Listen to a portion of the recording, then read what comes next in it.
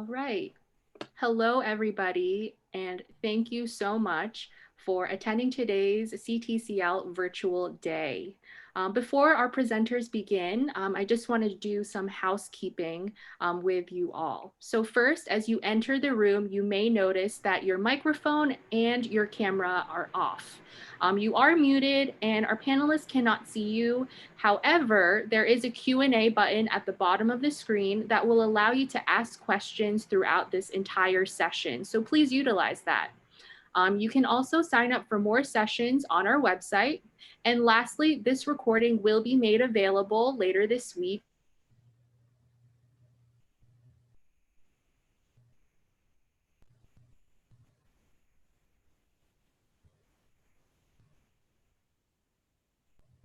Did she freeze for you, Kelly? Okay. Well, I'm not sure what happened to our moderator, but hopefully she'll be back soon. And I just wanted to introduce myself. My name is Jenny Pridgeon. I graduated from Hillsdale in 2008. I majored in politics. I minored in English. I have recruited various parts of the country, but right now I'm the director of field recruitment. So I oversee all the admissions counselors at Hillsdale College. And I also sometimes recruit other parts of the country. So I'm really glad for this opportunity to talk to you, and I hope that you find it helpful. Awesome. And I'm going to get us started today. My name is Kelly Kane, and I am the Hillsdale College Director of West Coast Recruitment. So I work with students specifically from Southern California, Arizona, Hawaii, and Alaska as they consider Hillsdale as one of their options. And like Jenny, I'm also an alumna of Hillsdale, and I graduated in 2014. So thank you for being here today. We know it's been a unique start to your school year. And so we hope that you've been staying healthy and well. And for today's program, Jenny and I will be discussing Hillsdale's approach to the classical liberal arts, our academic programs, our graduate placement rate, the student life experience, Hillsdale's honor code, the application process, and scholarship opportunities. So as previously discussed, we're going to be ending with a Q&A session.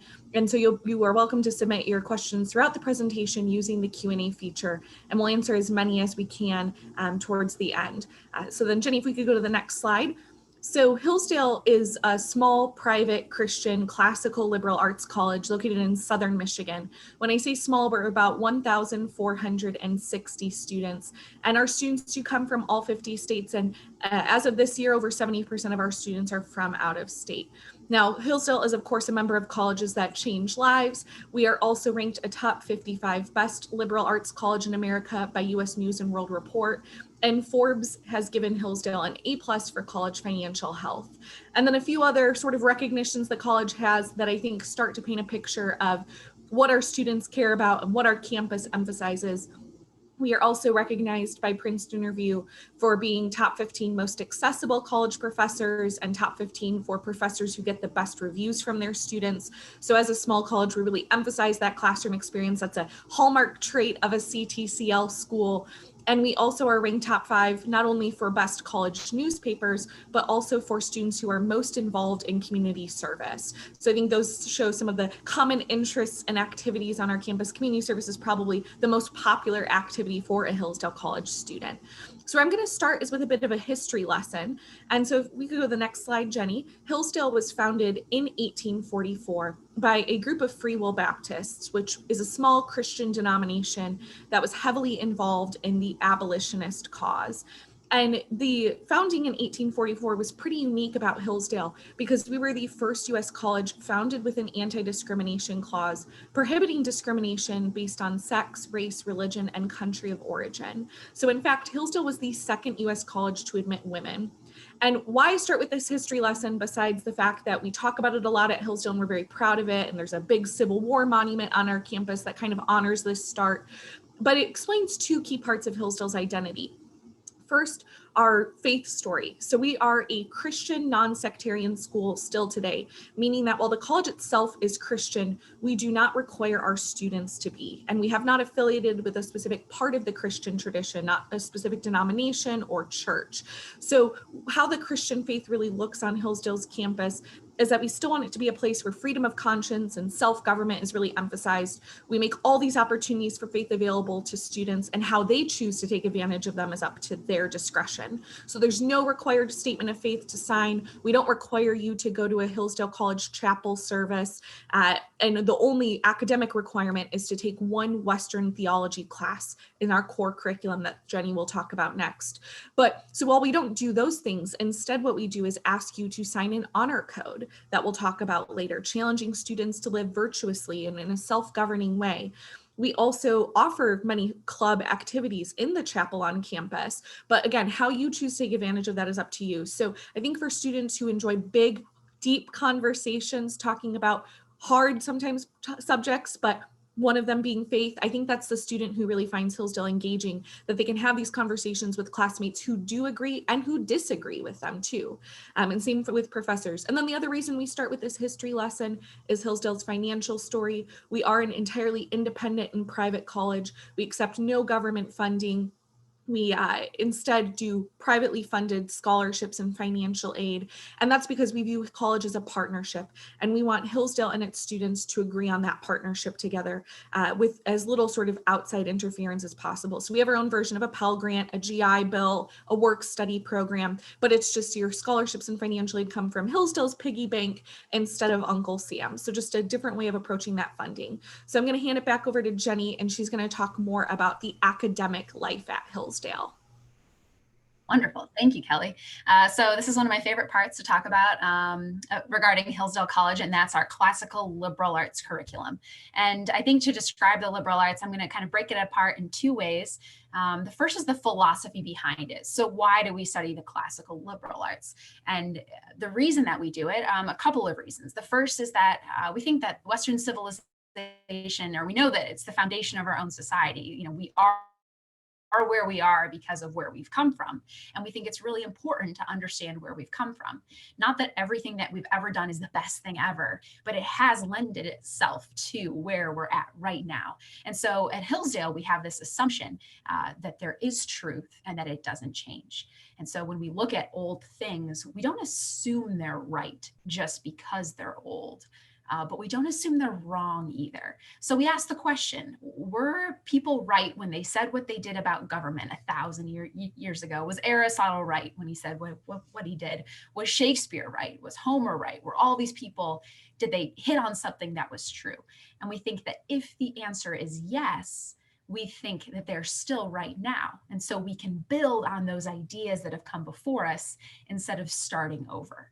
So again, we don't assume it's right. We just ask the question. And then we can take this inheritance that has been sort of building up for us for these last 2,000 years, and then we can grab onto it and make it our own and participate in this conversation that people have been having for a long time about important questions like what is justice, or what is good, or what does it mean to be a virtuous person? What does it mean to be a good person? So we have these huge questions that we want to talk about, that we think people who have come before us have something to kind of add to that. So that's the first reason. That's kind of this philosophy. And the second part is the structure. And the structure is our core curriculum. And I think you'll probably heard about core curriculums. There's certain classes that everybody has to take, and you'll see them listed on this slide here. And we do this for a couple of reasons. I don't know if you've heard the phrase, we're just going to get our gen eds out of the way. And at Hillsdale, we do it a little bit differently. We want to take those classes from around the edges and make them the best thing that we do. Certain things that we think everybody ought to know before they move on to their major. One of the ways that we describe it is, instead of a buffet, it's like the 7-course meal, where it's a really structured experience, like a diet, not necessarily not eating enough, but having the right thing at the right time. And so we want this to be a whole experience that you can build upon and leave having had this experience, as opposed to just sort of a smattering of things. And being a well-rounded education is also a phrase associated with the liberal arts. And we think that's helpful, but we also want you to be well-ordered, where you have a foundation in something so that you can build upon it. So we want you to be able to understand what you think and why you think it, to be able to defend, not necessarily to someone who's angry with you, but someone who's questioning, like, wow, why do you think that? We want you to be able to explain yourself. We want you to be able to question ideas in a really productive way. So that's what the core curriculum is supposed to do. It also lends itself to really great conversations on campus because every student has these courses in common, these courses that take up almost half your time at Hillsdale. But we also understand that there are certain things that everybody wants to study more than other things, that you have a favorite thing, that maybe science isn't your favorite, or maybe biology is the best thing you've ever done, and you want to study that specifically. So we pair this core curriculum that takes about half your time with your major that takes the other half. And so if you don't know what you want to study, you can take your core right away. If you know exactly what you want to do, you can get started and then spread your core out a little bit more over 3 or 4 years. It's pretty flexible. There are 4 classes you have to take in a certain order, but outside of that, it's quite flexible. So you can test things out. You can see if you like them as much as you thought you might. I discovered a love for English and art and politics and a bunch of other things, and so I took more classes in those than I had originally planned. So all of our majors are designed to get through in 4 years. And all of our professors are really helpful in helping you figure out, I think this might be a better fit for you. Your strengths seem to lie in this direction. But by the end of your sophomore year, you should have a pretty good idea of what direction you want to head. And then you can declare your major. About 20% of our students will double major. And keep in mind that you don't have to major in something in order to take classes in it. Which was one of my favorite parts, again, just taking classes that I thought were interesting from professors who I loved.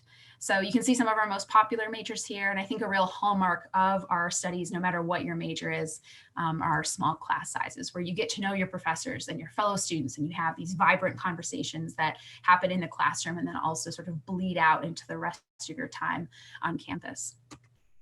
I just have a list here of all the majors and minors. You can see that we have some minors that are just minors. They don't kind of lend themselves to majors. I'm just going to comment on journalism, which is a really strong program at Hillsdale, and then also dance, which is unusual. So just wanted you to take note of those. But professors in your department, as well as career services, can help prepare you for life after college and helping you to put together a resume, to network with alumni, to take advantage of opportunities in careers that maybe you've never heard of before. So even if you're just interested in some of these majors, taking a couple of classes in them is a really, really neat opportunity. Some really great outside opportunities, both outside the classroom, but then also outside of campus. We have 11 different study abroad programs. You can go to England, Scotland, France, Germany, Spain, and Argentina. Some of those countries have multiple opportunities. Some of my friends that they're get approved, so it's not limited to just those, but those are our programs that we have specific agreements with. You can study a variety of subjects. You can get immersed in a language. You can also go to Washington, D.C. We have a Washington Hillsdale internship program there with a Hillsdale house where students will live. Our Kirby Center, which is not far from the Capitol, where you take classes in the evenings, where we host lectures that you can participate in and really be part of life on campus there in DC, but still have like this community from campus that you can participate in. You can get involved in journalism. You can do things in economics or public policy or foreign affairs, but you don't have to be interested in politics to do those things. You can be interested in accounting or event planning or other things and just do an internship there. We can also do a lot of research opportunities, particularly if you're in the sciences, but it varies a lot. We have a biological station, which is a 680-acre biostation up in northern Michigan, which is the largest research station in Michigan, owned by a college. We have a human cadaver lab, particularly for students who are interested in anatomy and physiology, particularly with regard to medical school.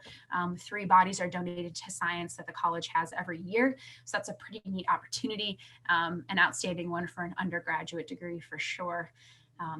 And then we have a scholarship program for students to complete research between their junior and senior year in order to base their senior year thesis on that research, which really helps a lot when getting into a variety of graduate programs. So a lot of opportunities for students, no matter what your major is. A lot of them are in the summer, but then a lot of them can be done at other times as well. Our graduate placement is pretty significant. As you can see, 98% placement within 6 months of graduation. A strong majority of students state that their undergraduate degree has to do with what they end up doing after they graduate. We have about 20 to 25% of our students that go on to graduate school right away, and another 20 to 25% that will go within a couple of years. So business and finance, entrepreneurship, politics, teaching, graphic design and marketing, sales and recruiting, journalism, engineering, medicine, veterinary science, policy development, so many other things. We have a really great placement into law school. So a lot of graduate programs and employers tell us that they value graduates from Hillsdale because of their strong ethic, their writing skills, their ability to think critically. And Career Services does a really nice job if you know what you want to do, but also if you don't, helping pair you with opportunities not only to maybe intern with something that you're interested in, but also figuring out what you're interested in, which is what I really needed help with because I had no idea. So we encourage students to be really involved in career services right away when they get on campus, but then also throughout their time at Hillsdale. So I'm going to hand it back to Kelly, and she's going to talk to you more about student life. Thanks, Jenny. So yes, so we really want you to develop those relationships with professors that we've been talking about, where you get that classroom experience with them, but we also want you to develop those friendships and relationships with your peers and find ways to not only practice what you're learning in the classroom, but also part of Hillsdale's mission statement is to improve both the minds and the hearts of our pupils. So what I want to talk about next are what are some ways that you develop socially and morally, and that you build those fun college memories on Hillsdale's campus. So it is a very active campus. We have a lot happening with so many students coming from out of state. Over 70% of our students do. We want it to be a place where you can get really plugged in and involved and help in that freshman year transition, but also give you opportunities to continue to build your resume throughout your college years. So we have more than 100 different clubs on campus, everything from faith-based clubs like Hillsdale Christian Fellowship, Catholic Society, Mishpasha Club, to political organizations like College Republicans, College Democrats, College Libertarians. We also have hobby or affinity-based clubs. So if you are really a lover of the outdoors, you can join the Outdoor Recreation Club and go camping and backpacking with them. If you are maybe looking to study finance or make some money, you can join our investment club. If you want to try a new skill, you can join the ping pong club. So there are so many different clubs to get involved with, more than 100, and really something where you'll see your peers' passions come alive and what they're doing with their free time at Hillsdale. We also offer NCAA Division II athletics that I'll talk about on the next page, but about a quarter of our student body are varsity athletes. We also offer Greek life, so about a quarter of our students join a fraternity or a sorority, and a great place to develop philanthropic service and leadership skills. 40% of our students get involved in the fine and the performing arts with music, dance, and theater. So many opportunities to be in an orchestra or a choir or a jazz ensemble, or be the person with the lead in the play, or the behind the scenes lighting and costume designer. So many ways to become involved with music, dance, and theater, and you do not have to be a major or minor to participate at Hillsdale. And as I said earlier, we also have a top 5 ranked college newspaper, along with a radio station, student government, a literary magazine, debate and mock trial teams, along with a very active community service program. So the average Hillsdale student who volunteers does so for more than 70 hours each school year. And it's a really great way to practice those pursuit of values and virtue and that knowledge of what is good, true, and beautiful that we're after in the liberal arts, and that classical liberal arts, that's the destination we're heading towards. So finding ways to practice that through sharing your time and your talents in community service. So we see a number of students volunteer with the local hospital, with the local schools and their tutoring programs, or animal lovers with the Humane Society. So there are more than 24 projects that our students work with in our area. And again, as I said earlier, the faith life at Hillsdale is really what you want to make of it. So Hillsdale is very supportive and offers so many faith opportunities for students, but how you take advantage of it is up to you. So you can hop into the chapel to join a prayer or a worship service. You can join a Bible study in your dorm or on every athletic team or in the Greek system. But also for students who are focused on other parts of their college experience, as I said, more than 100 different options there. We do offer residential life. It's required for all freshmen to live in the dorms, but overall almost 3/4 of students do. So it is all single-sex housing available in both community and suite style options. And also about 60% of our students work work on campus. So it's quite popular to have a job helping to pay for your books and maybe your, pizza money during study sessions, all of that. So we do see about 60% of students work on campus. And on the next slide, again, just to highlight our athletic opportunities. So roughly a quarter of our students are NCAA Division II athletes. We have 14 D2 programs that are listed here. So there is the possibility of being recruited with an athletic scholarship to Hillsdale as a D2 program. And then we also offer one co-ed NAIA Division III competitive shotgun team. So we do have a program for that Olympic sport, along with 16 club and 11 intramural sports. So if you're looking to more play in a casual manner, basketball, flag football with your dorm, then you would look at the intramural sports programs, or you also have the opportunity to do club sports like cheerleading, rugby, volleyball, soccer, along with a club sailing team. So maybe that's not an opportunity you've had based upon where you live, but that's something that you could try out at Hillsdale too. And on the next slide, we have Hillsdale's honor code. So it's 2 sentences that you see here. And every student at Hillsdale will sign a copy of this before their first semester classes begin. And so they promise and pledge to make forth their best effort to not only be honorable in conduct, honest in word and deed, dutiful in study and service, but also respectful of the rights of others, and to really put forth that idea that through education, they are rising to the challenge of self-government. So how this looks on our campus very visibly is that if you walked around and you went into the library, you would see that students had left their laptops and their textbooks out while they ran to go move their laundry from the washer to the dryer, or go on a quick run, or grab a cup of coffee at one of the coffee stands on campus. And they know that it's going to be there when they come back because everyone signs this honor code. Professors also take academic honesty very seriously. So they will, often give take-home exams. They will trust you to turn in the paper in the little window outside their office by the deadline at your discretion. And so they really all believe in this honor code. But I think most importantly, besides just it being a trustworthy, safe campus that is really close-knit, I think the honor code too really challenges students to practice civil discourse. So class discussions are such a big part of Hillsdale, but we also want those discussions to bleed outside of the classroom into the cafeteria and your residence hall and the track on campus, or the football stadium, or the music hall.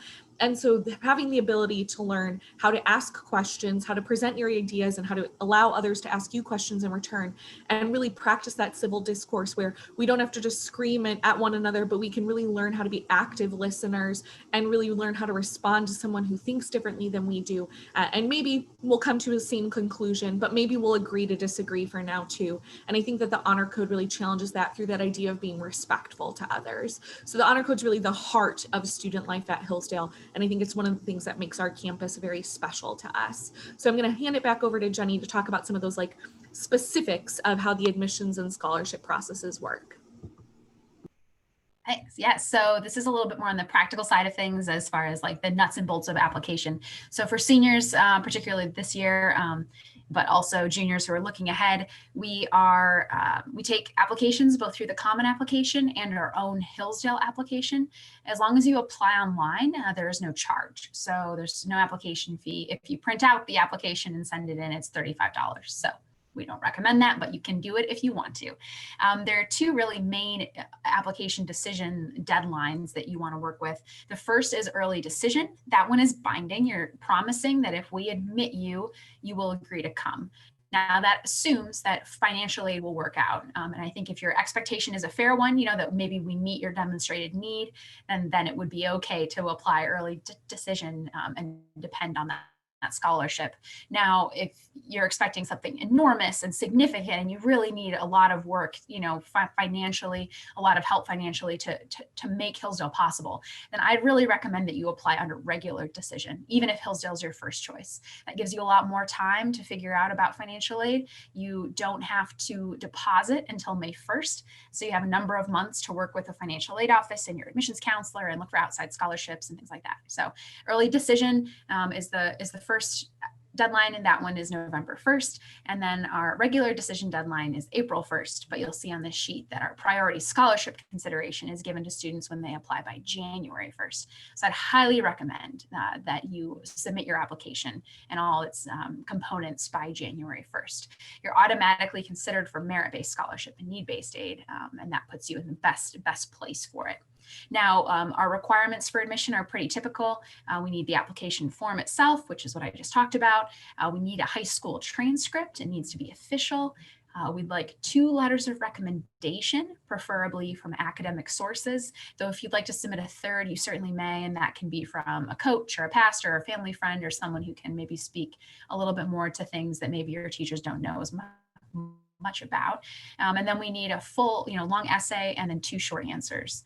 The only difference between the applications is the long essay prompt. The Common App prompts and the Hillsdale prompts are different, but the short answers are the same and everything else is the same. So that's the one difference.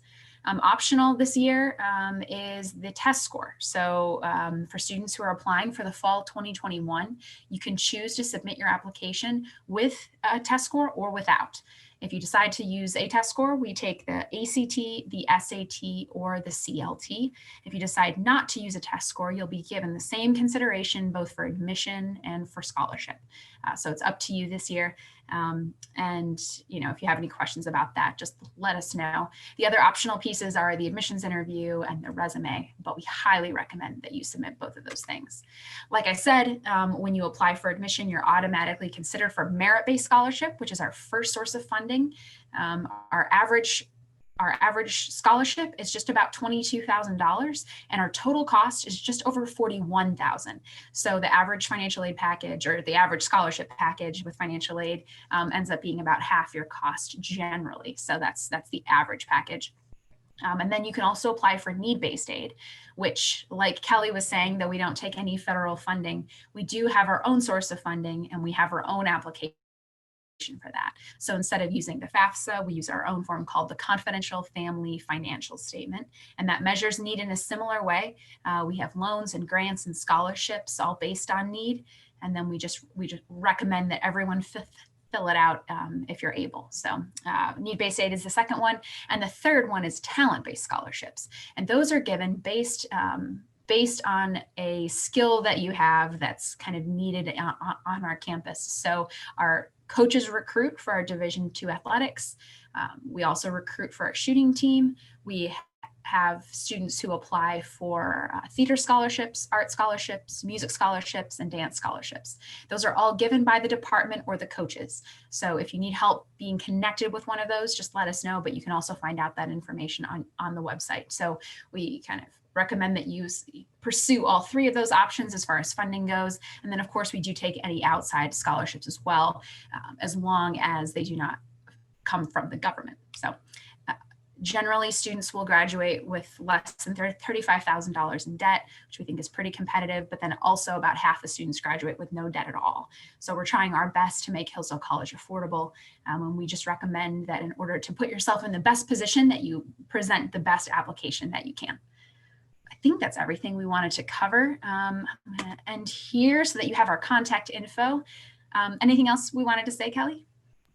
Yeah, I think just a couple frequently asked questions.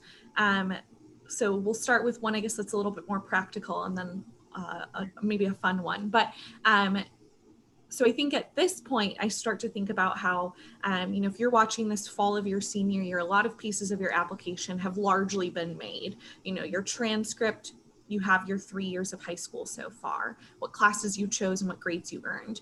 You have your resume, what you've done over these last 3 years, the things that you anticipate continuing and completing your senior year.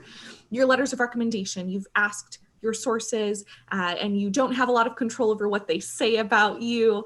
In fact, you probably won't know what they say about you.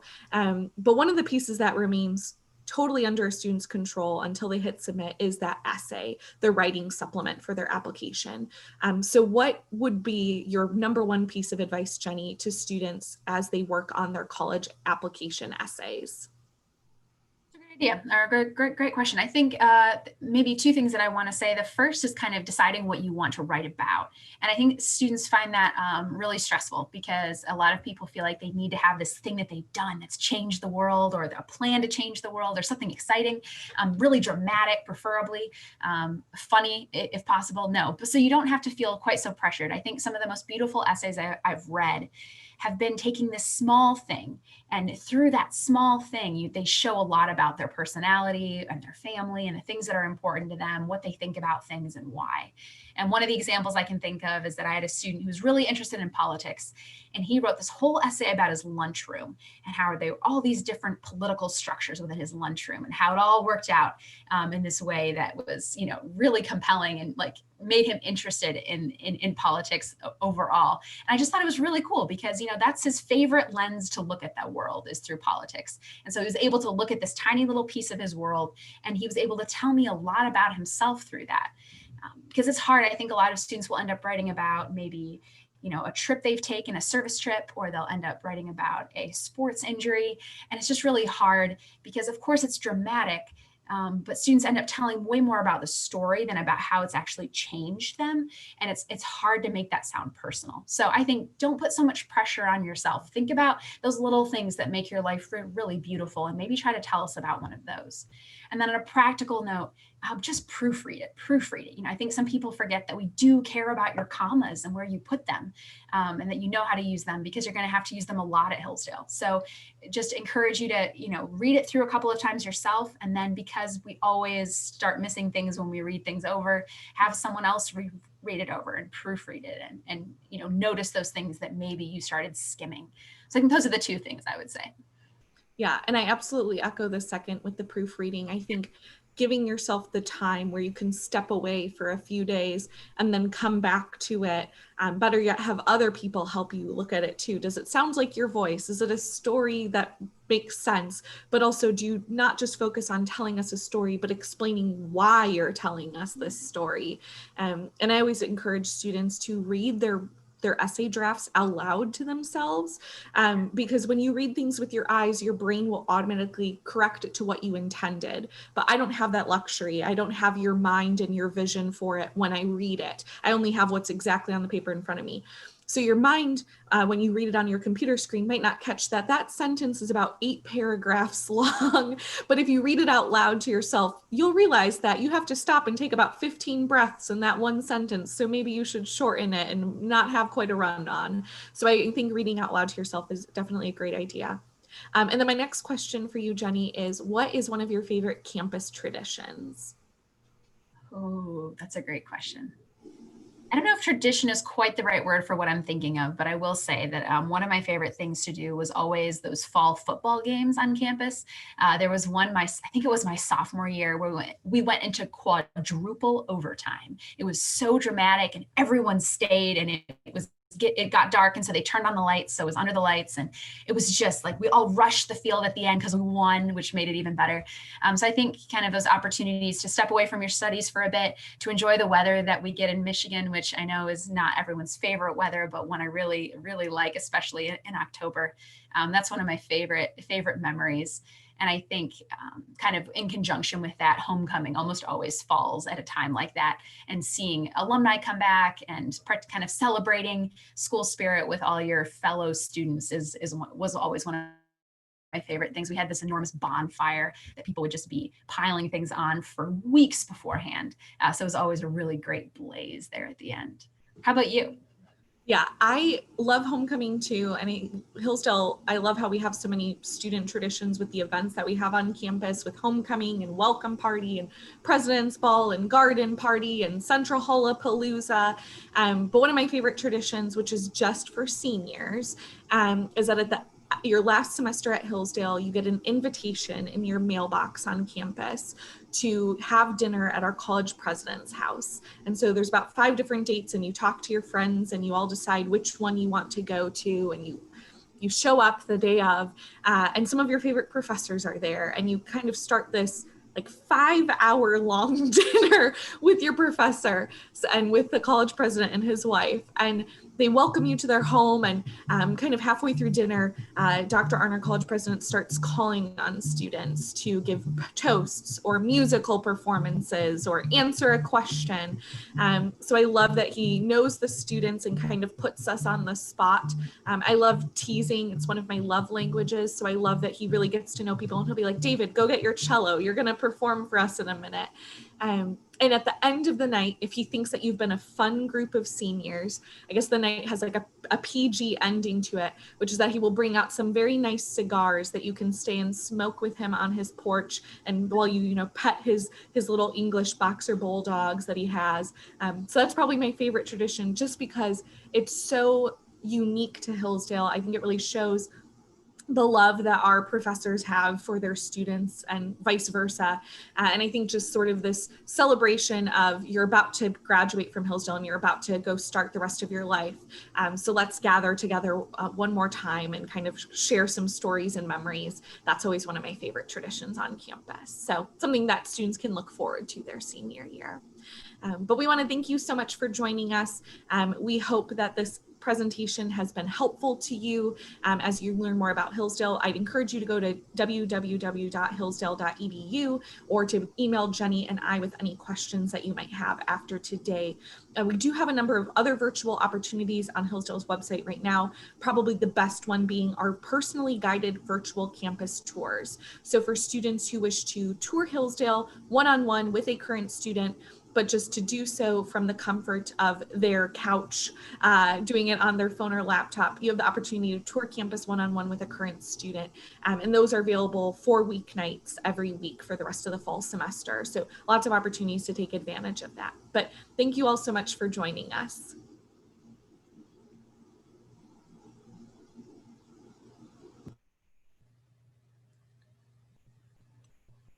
All right, thank you so much to our presenters, and thank you for attending today's session. As you exit out this session, you will be presented with a quick survey, 4 questions. Your feedback allows us to further improve our programming. You can sign up for more sessions on our website. And lastly, this recording will be available next week on our website as well. So thank you again and have a great day.